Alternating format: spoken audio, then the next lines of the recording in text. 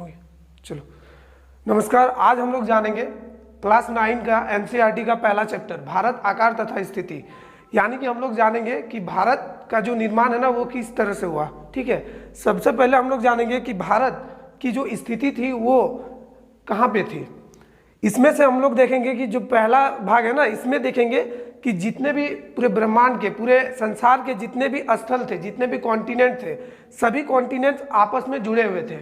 ठीक है, जितने भी कॉन्टिनेंट थे सभी आपस में जुड़े हुए थे। और ये जो समुद्री भाग है ना, जो अलग इस कॉन्टिनेंट के चारों ओर थे, इस कॉन्टिनेंट को उस समय बोला जाता था पैंजिया, और जो समुद्री भाग है उसको बोला जाता था पैंथालसा।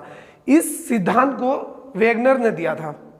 इसमें उसने बताया कि जो कॉन्टिनेंट है वो सारे जुड़े हुए रहते हैं, महाद्वीप जितने भी हैं, जितने भी सारे जुड़े हुए रहते हैं और समुद्री भाग अलग रहते हैं। लेकिन क्या हुआ कि ये आपस में टूटते चले गए। इसका जो पहला रीजन उन्होंने बताया गुरुत्व बल। गुरुत्व बल के कारण क्या है कि सारे कॉन्टिनेंट एक दूसरे से दूर जाने लगे। उसके बाद उन्होंने बताया कि ज्वारी बल, जो समुद्री ज्वार भाटा उत्पन्न होता है ना, उस कारण से भी क्या हुआ कि ज़्यादातर कॉन्टिनेंट एक दूसरे से अलग जाने लगे। अब देखेंगे कि भारत का निर्माण हुआ कैसे। आज हम लोग जो भारत देख रहे हैं ना, वो पहले ऐसा था नहीं। सबसे पहले देखेंगे कि भारत सबसे पहले था कहाँ।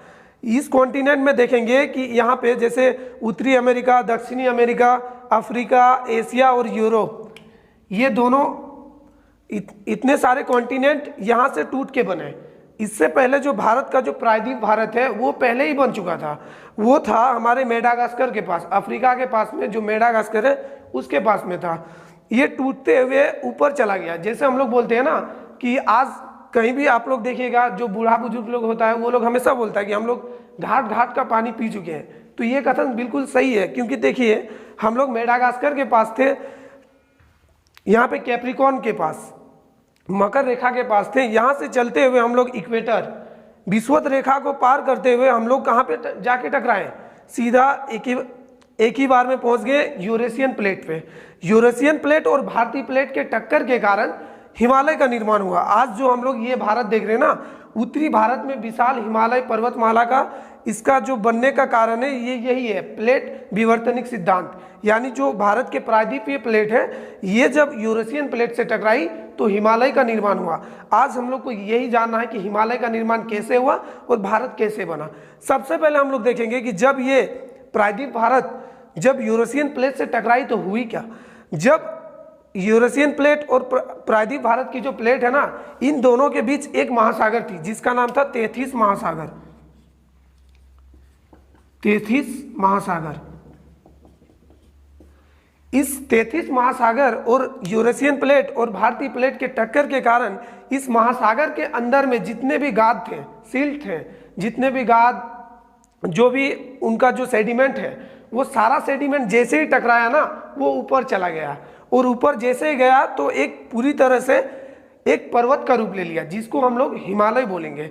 हिमालय नाम रखा गया और वही हिमालय है जिसके कारण आज हमारे भारत के बहुत सारे नदियां वहां से निकलती है। इसका मेन कारण यही है कि हिमालय जो तेथिस महासागर की भूसन्नति थी वो सारे सेडिमेंट के रूप में बना और वो सारे जमने के बाद एक पर्वत का रूप ले लिया। अब हम लोग देखेंगे कि ये जो हिमालय है ये किस तरह से यहाँ पे बना।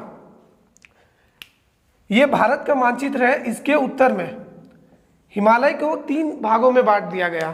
पहला बृहद हिमालय, दूसरा मध्य हिमालय, तीसरा शिवालिक हिमालय। इन 3 फेज में बांट दिया गया।